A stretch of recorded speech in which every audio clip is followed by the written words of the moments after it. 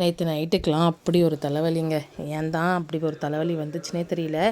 காலையில் எழுந்துக்கிறதுக்கு ரொம்ப லேட் ஆகிடுச்சு. அதுக்கப்புறம் கண்டிப்பாக சமைக்க முடியாதுன்னு சொல்லிட்டு தலைவர் கடையிலேருந்து இட்லி வாங்கி வந்து கொடுத்தாரு. சாப்பிட்டு இன்னும் கொஞ்சம் ரெஸ்ட் எடுத்துகிட்டு அதுக்கப்புறம் தான் சமையல் கிட்டே வந்தேன். ஃபஸ்ட்டு சாதத்தை வடிச்சிட்டேன். இன்றைக்கி காலையில் சிக்கன் எடுத்துகிட்டு வரேன்னு கடைக்கு போனார். வண்டி ரிப்பேர் ஆகிடுச்சின்னு லேட்டாக தான் வந்தார். அதுக்கப்புறம் தான் எல்லாமே ரெடி பண்ணியிருந்தேன். அப்புறம் அரிசி உளுந்து வேறு ஊற வச்சுருந்தேன், இட்லிக்கு மாவு அரைக்கலாம் அப்படின்னு சொல்லிட்டு. அதுக்கப்புறம் சைட் பை சைட் மற்றது ரெடி பண்ணிக்கிட்டே இருந்தேன். இதை உளுந்து போட்டுட்டோன்னா அது மட்டும் மஞ்சிக்கிட்டே இருக்கும், அப்படியே நம்ம அடுத்தடுத்த வேலையை பார்த்துக்கலாம் அப்படின்ட்டு தான் ரெடி பண்ணிகிட்டு இருந்தேன்னா. இன்றைக்கி வந்து நாட்டுக்கோழி தான் வாங்கிட்டு வந்திருந்தாங்க. நாட்டுக்கோழி வந்து நான் தான் கேட்டிருந்தேன், ரொம்ப நாள் ஆச்சு வாங்கிட்டு வந்து. சரி சிக்கன் மட்டன் ரெகுலராக போயிட்டு இருக்கே, கொஞ்சம் ஹெல்த்தியாக இருக்கும் அப்படின்னு சொல்லிட்டு இதை நான் எப்படி குழம்பு பண்ணுறேன் அப்படின்ற வீடியோ நான் உங்கள் கூட ஷேர் பண்ணுறேன். மண் சட்டியில் தான் இன்றைக்கி வச்சுருந்தேன்.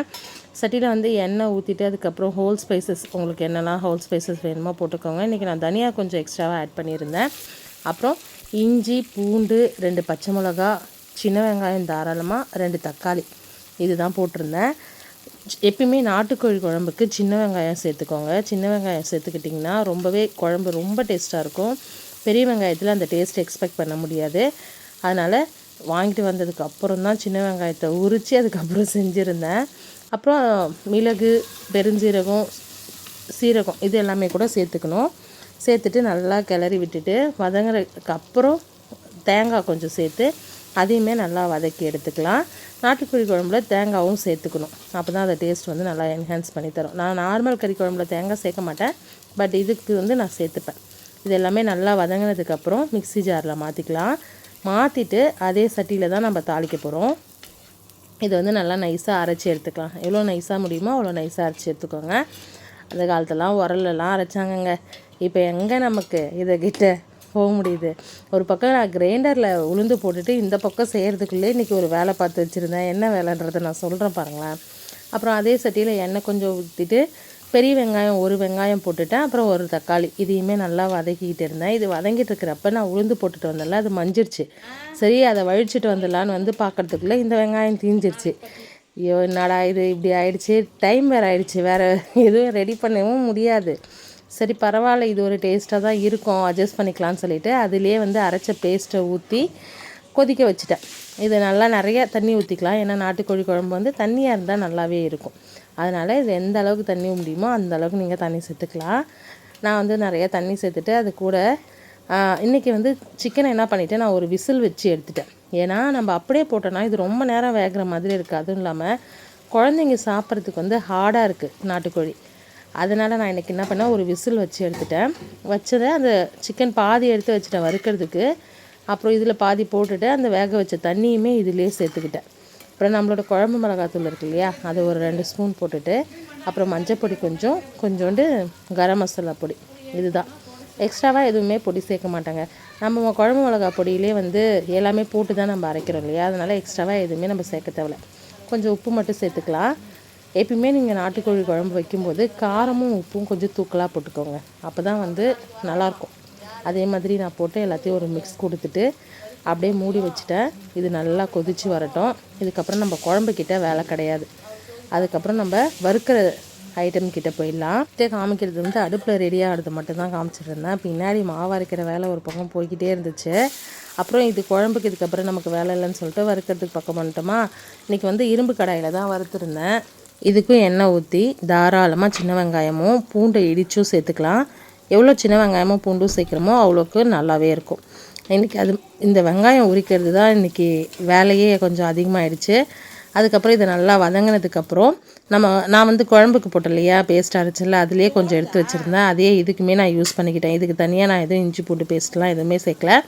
அதிலே எல்லாமே நம்ம போட்டிருந்ததுனால அது சேர்த்தா கொஞ்சம் மனமாக இருக்கும் அப்படின்னு சொல்லிட்டு அதையே சேர்த்து நல்லா வதக்கி விட்டு எடுத்துக்கிட்டேன். இதில் நல்லா எண்ணெய் பிரிஞ்சு வதங்கி வரணும். நீங்கள் இந்த ஃப்ரை சாப்பிடும்போது நடுவில் ஒரு வாய்க்கு வந்து அந்த சின்ன வெங்காயம், ஒரு வாய்க்கு அந்த எண்ணெயில் பொரிஞ்ச பூண்டு இதெல்லாம் கிடைக்கும். அது சாப்பிடும்போது உங்களுக்கு நிஜமாலுமே டேஸ்ட்டு நல்லாவே இருக்கும், நல்லாயிருக்கும். நான் திரும்ப சொல்கிறேன்னு நினைக்காதீங்க, நல்லாயிருக்கும். அதுக்கப்புறம் வேக வச்சுருந்த சிக்கனை இதில் பாதி பிரித்து சேர்த்துக்கிட்டேன். மோஸ்ட்லி நாட்டுக்கோழியில் வந்து ஃப்ளெஷ்ஷை விட எலும்பு வந்து நிறையா இருக்கும். அதனால் நம்ம எலும்பு தனியாக ஃப்ளஷ் தனியான்றது இது பிரிக்க முடியல. அதனால் நான் பாதி அதில் சேர்த்துக்கிட்டு பாதி வந்து அழகாக அப்படியே இதில் சேர்த்துக்கிட்டேன். ஒரு எலும்பு வெறும் எலும்பு பீஸ் மட்டும் வந்தது, அதை தூக்கி போட்டுட்டு அப்புறம் இதுலையுமே சேம் மசாலா தான், வேறு எந்த மசாலாவும் இல்லை. கொஞ்சோண்டு நம்மளோட குழம்பு மிளகா பொடி சேர்த்துக்கிட்டேன். அப்புறம் கொஞ்சோண்டு கரம் மசாலா, கொஞ்சோண்டு மஞ்சள் பொடி, இதில் எக்ஸ்ட்ராவாக தனி மிளகா பொடி கொஞ்சோண்டு சேர்த்துக்கிட்டேன். அது எதுக்குன்னா கலர் கொஞ்சம் நல்லா கொடுக்கும் அப்படின்றதுக்காக இது எல்லாமே சேர்த்துட்டு இதெல்லாம் சேர்ந்து கலந்து வெந்து வரதுக்கு ஒரு அரை டம்ளர் மட்டும் தண்ணியை ஊற்றி இது எல்லாத்தையும் நல்லா மிக்ஸ் பண்ணி விட்டுட்டு உப்பு சேர்த்தேன். நான் உப்பு சேர்த்தது உங்ககிட்ட காமிக்கல, அது அப்படியே மூடி போட்டு நல்லா ட்ரையாக வரட்டும் அப்படின்னு சொல்லிட்டு இதையும் டிஸ்டர்ப் பண்ணாமல் போயிட்டு மாவு வழிக்கிற வேலையை பார்த்துட்டேன். இந்த கேப்பில் உளுந்து வழிச்சிட்டு அரிசியுமே நான் போட்டுட்டேன். அதுக்கப்புறம் குழம்பு நல்லா கொதித்து வந்துருச்சு பாருங்கள், நல்லா சுண்டி சூப்பராக கொதித்து வந்துருச்சு. இதுதான் பதம். இதுக்கு மேலே இது கொதிக்கணுன்ற அவசியம் கிடையாது. இந்த ஸ்டேஜில் கருவேப்பிலை, கொத்தமல்லி, புதினா இதை அப்படியே சேர்த்து கிளறி விட்டுட்டு நான் என்ன பண்ணேன், லாஸ்ட்டாக நல்லெண்ணெய் ஊற்றினேன். அதை உங்ககிட்ட காமிக்க மறந்துட்டேன். ஏன்னா நாட்டுக்கோழி வந்து ஹீட்டுன்னு சொல்லுவாங்க, அதனால் கொஞ்சோண்டு நல்லெண்ணெய் ஊற்றிட்டு குழம்பு வந்து அப்படியே மூடி வச்சுட்டேன். இதுவுமே ஃப்ரைமே நல்லா டீப் ஃப்ரை ஆகி வந்துடுச்சு பாருங்கள், நல்லா ட்ரையாக வந்துடுச்சு. இதுவுமே சாப்பிட்றதுக்கு ரொம்பவே நல்லாயிருக்கும். பசங்களுக்கு இந்த குழம்புல போடுற சிக்கனை விட இந்த மாதிரி வறுத்து கொடுத்தோன்னா சாப்பிட்றதுக்கு பிடிக்கும். அவங்க என்ன பண்ணுவாங்கன்னா என்னை 65 மாதிரி கேட்பாங்க. அந்த மாதிரி செஞ்சு கொடுக்குறது அவ்வளோ நல்லா இருக்காது, நான் இந்த மாதிரி செஞ்சு கொடுப்பேன். பட் இதையுமே விரும்பி தான் சாப்பிடுவாங்க. அப்புறம் சாதம் சுட சுட ரெடியாக இருந்துச்சு. அப்புறம் குழம்புமே நல்லெண்ணெய் மிதக்க சூப்பராக ரெடியாக இருந்தது. அதையுமே வச்சுட்டு அப்புறம் இன்னொரு பக்கம் ஃப்ரையுமே ரெடியாக இருந்தது, அதையுமே வச்சுட்டு அப்புறம் சைடில் வந்து ரசமும் வச்சுருந்தேன். ஒரு பக்கம் அரிசி ஊற்றிட்டுருக்கு, ஒரு பக்கம் அடுப்பு கொஞ்சம் டஃப்பு தான். ஆனால் என்ன பண்ணுறது, அதுக்குன்னு தனியாக டைம் ஸ்பெண்ட் பண்ணணும், அப்புறம் அங்கேயே இருக்கணும்.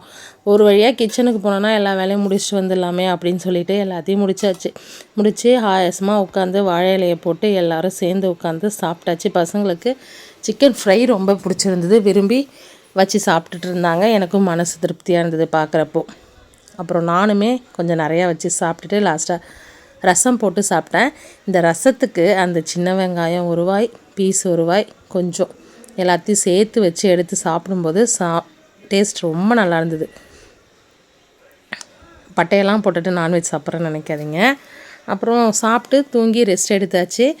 நாளைக்கு வந்து ஒரு ஸ்பெஷல் டேங்க, நம்ம சின்னவாண்டுக்கு நாளைக்கு பர்த்டே. அவளுக்காக சரி சாக்லேட் வாங்கலான்னு சொல்லிட்டு பேக்கரிக்கு போயிட்டு அவளே செலக்ட் பண்ண அவங்க ஃப்ரெண்ட்ஸ்க்கு எல்லாேருக்கும் கொடுக்குற மாதிரி ஒரு சாக்லேட் செலக்ட் பண்ணால் அதை வாங்கணும். அப்புறம் கேக் செலக்ட் பண்ணால் அதையுமே வாங்கிட்டு ஸ்டாஃபுங்கெல்லாம் கேக் கொடுக்கணும் அப்படின்னு சொல்லியிருந்தா. அதுக்கு பீஸ் போட்ட மாதிரியே கேக் வாங்கிட்டு நாளைக்கு கட் பண்ணுறதுக்கு கேக் செலக்ட் பண்ணியிருக்கா. இதில் என்ன கேக் செலக்ட் பண்ணியிருப்பா அப்படின்னு உங்களுக்கு ஏதாச்சும் கெஸ் இருந்துச்சுன்னா கீழே வந்து எனக்கு கமெண்ட் பண்ணுங்கள். அங்கே ஒரு பர்ச்சேஸை முடிச்சுட்டு அதுக்கப்புறம் போயிட்டு பூ வாங்கிட்டு வந்திருந்தோம். அவளும் என்னை மாதிரி குண்டுமல்லி பிரியர், அதனால் அவளுக்கு ஏற்ற மாதிரி குண்டுமல்லி பூ வாங்கிட்டு அப்புறம் ஈவினிங் வந்துட்டு கோன் வச்சு விட சொல்லியிருந்தா. இப்போ தான் கோன் வைக்கிற வேலை அது இதுன்னு எல்லாமே முடிச்சுட்டு சாப்பிட்டுட்டு எல்லா வேலையும் ஆச்சுங்க. உங்கள் வீட்டு சண்டே என்ன ஸ்பெஷல் மறக்காமல் கமெண்ட் பண்ணுங்கள். வீடியோ பிடிச்சிருந்தா லைக் பண்ணுங்கள், சேனலை